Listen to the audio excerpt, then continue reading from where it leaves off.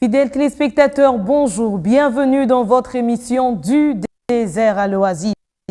Avec vous, nous avons commencé notre sous-thème « Vivre l'oasis dans les déserts des familles brisées » et nous sommes à la deuxième partie donc de notre émission que nous avons commencé avec Madame Bénédicte Makassi. Comme vous le savez, nous n'avons pas pu continuer l'émission, mais nous avons fait carrément une seule pour progresser avec vous et finir, poursuivre avec cette histoire qui est douloureuse mais qui cache beaucoup de leçons parce que au milieu de ces épreuves que Madame Bénédicte a rencontrées, l'Éternel Dieu l'a relevée, l'Éternel Dieu l'a sortie. Oui, dans votre vie, il y a plusieurs déserts, mais ces déserts peuvent être aussi des chemins vers la victoire, des déserts que vous vivez personnellement ou des déserts que vous vivez en famille. Alors, Madame Bénédicte, je reviens vers vous. Je vous salue encore pour voilà, le protocole.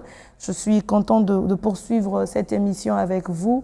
Nous l'avons chuté la première partie sur une note remplie d'émotions et qui nous prouve encore comment est-ce que Dieu peut sortir une personne qui souffre terriblement, qui a été déchirée par la vie, mais Dieu est capable de reconstruire, de rebâtir cette personne-là déchirée et pour qu'elle puisse continuer. J'ai aimé le temps sur lequel vous avez chuté, vous avez dit « c'est Dieu qui vous a permis de tenir ».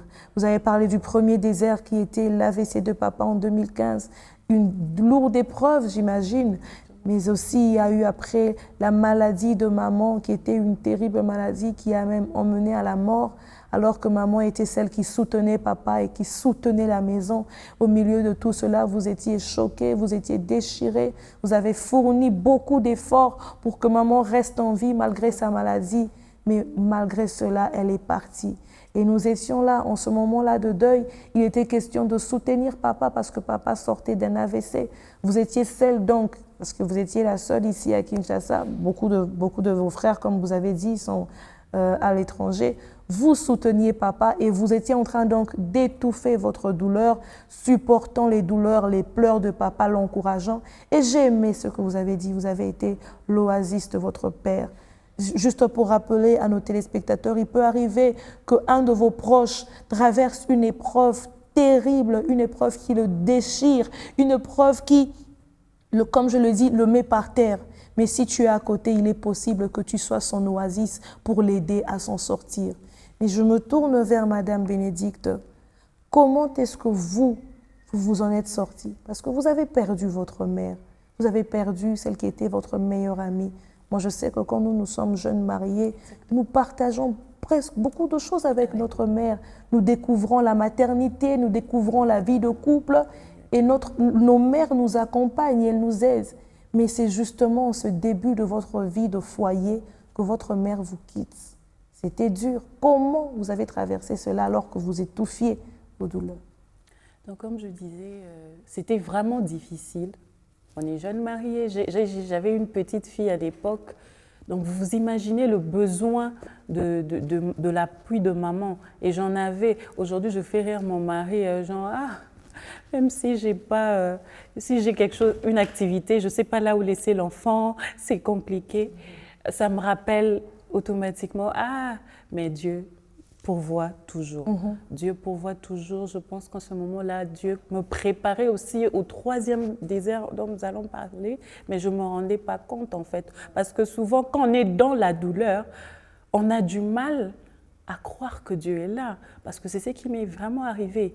J'avais du mal parce que pendant que maman était malade, on espérait tellement. On s'appuyait sur la parole de Dieu. À l'époque, je faisais l'école biblique, donc j'avais des enseignements sur la guérison divine. On proclamait la parole. On faisait tout.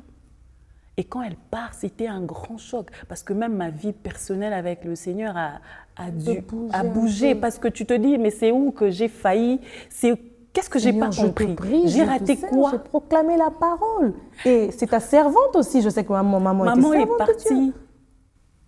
Dans sa bouche, elle disait, c'est par ces meurtrissures. Elle n'avait plus de sous.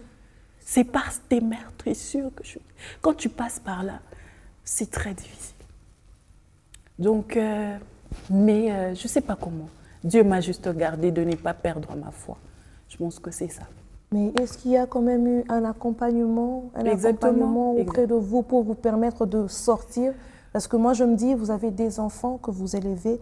Alors, il est important qu'ils ne grandissent pas en sentant la douleur de maman, mais que vous puissiez vraiment les élever avec un cœur ouvert. Comment vous avez fait pour vous reprendre? Je pense que c'est un poids que j'ai porté. J'ai porté ça, j'avais besoin de ça. Alors, je n'ai pas eu la possibilité de vraiment extérioriser, mais comme je dis, à chaque fois que c'était plus fort que moi, il y avait toujours quelqu'un, soit il vient te chercher, surtout l'ami de mon mari m'a beaucoup aidé.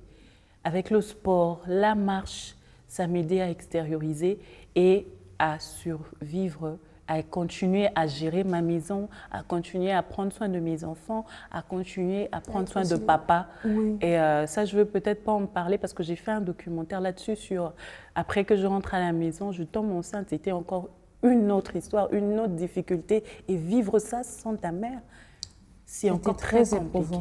Mais je pense que directement comme ça, je n'ai pas pu. Donc, c'est quelque chose que j'ai porté jusqu'au 3e désert. Et donc, la guérison a été un parcours. Ce n'était pas du coup. Ce n'était pas du coup que vous êtes sortis. C'était un parcours. Même là, c'est jusqu'aujourd'hui, je pense que le Seigneur en processus, l'Éternel travaille. Mais aussi le fait de partager au sujet de cette douleur, ça vous libère aussi. Oui, beaucoup. Et alors, parlez-moi du 3e désert. Vous m'aviez dit vous me disiez que vous aviez carrément emmené papa chez vous pour lui permettre d'avancer dans un processus de guérison. Et être là présent pour lui, parce que rester là-bas, ça allait être un peu difficile. Tout se passait bien, mais je ne veux pas cacher qu'il y avait des moments... C'est sa femme, en fait, qui part. Donc, il y avait des moments où vraiment... Je pouvais... Le Seigneur m'a beaucoup aidé. Je pouvais juste, à le voir, tu détectes que ça ne va pas. Tu lui prêtes les mots et là, il se fond en larmes. Voilà. Et tu joues, tu continues à faire ton rôle, l'écouter, l'encourager, le laisser sortir tout ça là. Ça allait bien et puis bon, avec l'enfant, et ça le détendait un peu. Les petits-fils, sa petite fille. Allez, je pense que c'est en octobre 2025. Il fait une crise. Donc la santé déjà commençait à déranger un peu. Et puis octobre 2025, il fait une crise. On part à l'hôpital et c'était parti pour 1 mois et demi. Il n'a pas surmonté, il n'a pas su tenir, lui aussi à son tour. On est allé, C'était très difficile, pourquoi? Parce que, en tant qu'enfant, quand on grandit, on souhaite que nos parents puissent bénéficier des résultats de leurs sémences, de ce qu'ils ont investi en nous. On n'était resté qu'avec papa. Je lui disais ça aussi. Papa, bats-toi, ne fût-ce que pour nous. Je sais que peut-être que tu vois plus aucun sens, ta femme n'est pas là et tout, mais pour nous, tiens, au moins pour on a tout donné pour garder papa. Tout donné, j'ai mis. On ne voulait pas qu'il parte. Mais c'était difficile.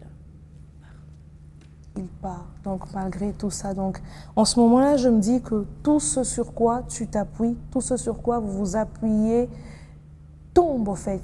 Maman est partie, tu as quand même tenu, tu es resté avec papa et tout le reste. Et après, papa part. Mais Seigneur, qu'est-ce que j'ai fait au monde? Seigneur, qu'est-ce que je n'ai pas fait? Seigneur, qu'est-ce que tu m'enseignes? Seigneur, mais qu'est-ce qui arrive à ma vie? Et moi, une telle douleur, j'ai l'impression que je ne pourrai plus progresser. Il sera difficile pour moi de faire même un pas encore. Mais Bénédicte est là. Madame Bénédicte est avec moi sur ce plateau. Comment se fait-il que tu ressortes quand même? En fait, je pense que c'est une décision. C'est une décision. C'était pas facile, comme j'ai dit. Je ne sais pas combien de fois j'ai prié. Je disais à mon mari ainsi que à ceux nos parents, qui venaient souvent passer du temps avec nous à l'hôpital, je leur disais, j'ai l'impression que le Seigneur, au lieu de me blesser directement, il me poignarde dans la plaie. Parce que chaque jour, il y a quelque chose qui partait de papa.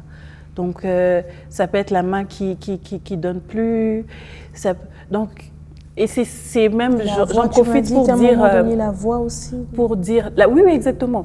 J'en profite pour encourager, en fait, les gens à vivre le moment présent.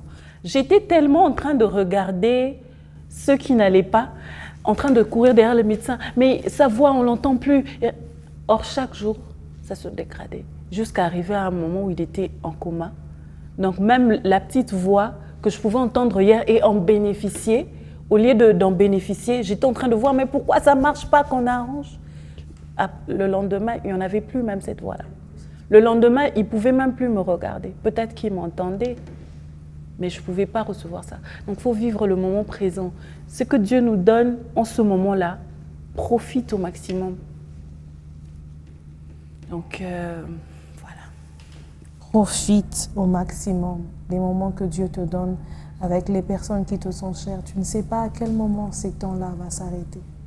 Madame Bénédicte, je me pose la question, et certainement les téléspectateurs et internautes se posent. Comment tu es sorti de cette déchirure? Vous dites, Dieu ne vous a pas donné, donc Dieu ne vous a pas donné un coup. C'était des coups. Déjà dans la blessure aussi. Oui, dans une blessure qui était là. Comment est-ce que vous vivez? Parce que moi, j'ai pu comprendre que vous êtes dans le processus de guérison. C'était un processus, c'était un chemin, parce que c'était un voyage du désert à l'oasis. Vous êtes dans ce voyage-là. Comment est-ce que vous vivez ces voyages pour gravir chaque étape? Je pense, je vous ai dit à un moment, quand je parlais du deuxième désert, le départ de maman, j'ai dû être l'oasis de papa. Et le fait de jouer à la forte m'a aidé à pas bien prendre, mais à continuer à être forte. Il y a, je pense, c'est prouvé scientifiquement que quand vous faites quelque chose pendant 21 jours, 21 jours, ça devient comme un caractère. Okay. Non, moi, j'ai dû être la forte pendant plus de 21 jours. Et quand papa part aussi, il faut dire qu'il y avait des responsabilités. Comme je dis... Pour les obsèques et tout. Fallait faire des... Donc, il fallait être forte encore une fois. Et en même temps, il y a les enfants. Donc, tu dois être forte pour les enfants, tu dois être fort pour que les obsèques puissent bien se passer. Donc, je pense que Dieu m'a accordé cette force-là qui m'a aidé à tenir après le départ de papa aussi. Mais c'était très difficile parce que là, je vivais avec lui. Il suffit que tu t'assoies quelque part, tu le vois comment il se mettait pour manger. Les souvenirs, c'était pas facile. Mais le Seigneur m'a porté encore une fois. Cette force-là m'a beaucoup aidée. Beaucoup aidée. Et cette fois-ci, je pense aussi qu'on a eu beaucoup de soutien spirituellement, en présentiel. Des gens qui... parce que mes parents, c'était vraiment des chrétiens ancrés, oui. Des serviteurs de Dieu vraiment ancrés à la Ligue pour la lecture de la Bible. Donc, ils ont béni beaucoup des vies que voilà, comme papa part, c'est comme s'il y avait quelque chose qui s'est passé dans la tête des gens. Donc, tout le monde est là pour vous. Je pense que ça aussi, ça a beaucoup La présence des personnes autour de vous, le fait que vous n'étiez pas seul.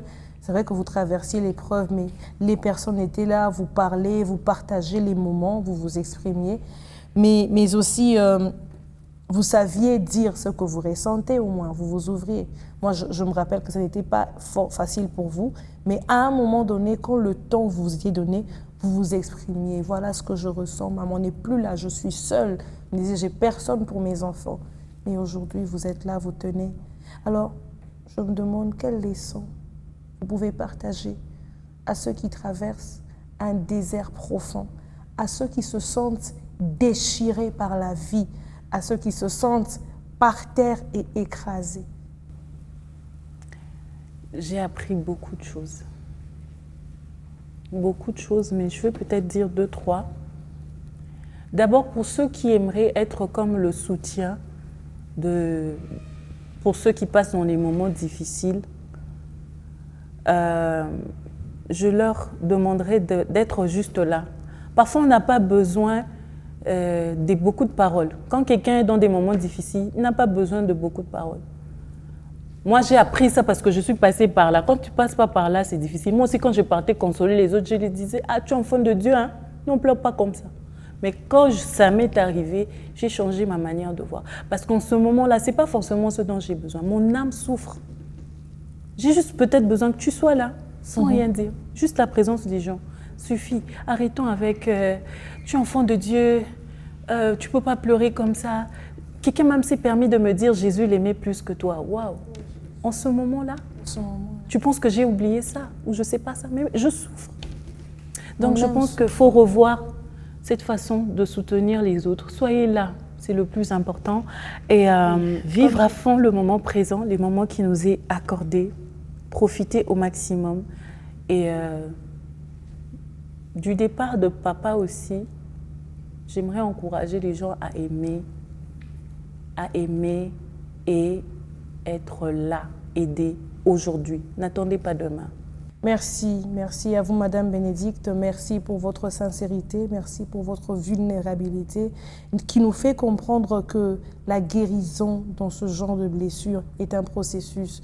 Ne faites pas le robot, ne passez pas par des raccourcis, acceptez le chemin de la guérison. Il est important dans ce processus de guérison comme ça d'être écouté, d'être accompagné. Soyez une oreille pour quelqu'un, mais vous aussi qui traversez ce moment, ouvrez-vous à des personnes qui peuvent vous écouter. Exprimez-vous et faites-vous accompagner parce que vous en avez besoin. Partagez votre peine comme Madame Bénédicte le partage aujourd'hui. C'est certes avec des larmes, mais c'est un chemin vers la guérison, c'est un chemin vers la résilience. Tu t'identifies aujourd'hui, tu identifies une personne, sois son oasis pour la soutenir et la personne qui donne la force même pour sortir du gouffre. Parce qu'aujourd'hui, si elle peut nous parler, c'est parce qu'elle est sortie du gouffre. Elle est dans le chemin vers la guérison, mais au moins elle n'est plus par terre. Et nous bénissons les Seigneurs. C'est l'Éternel qui permet cela. Alors, Madame Bénédicte, un mot pour la fin. Ce que je peux dire pour la fin, c'est qu'à chaque difficulté, à chaque situation, chaque désert que nous traversons, nous aurons toujours à faire un choix. Soit en faire une force, soit le laisser nous briser totalement. Et pour mon cas spécialement, c'est ce par quoi je suis passée. J'essaye de le surmonter, quand bien même il sera difficile ou impossible d'oublier, parce que la perte d'un proche, c'est quelque chose avec quoi tu vivras. Hein.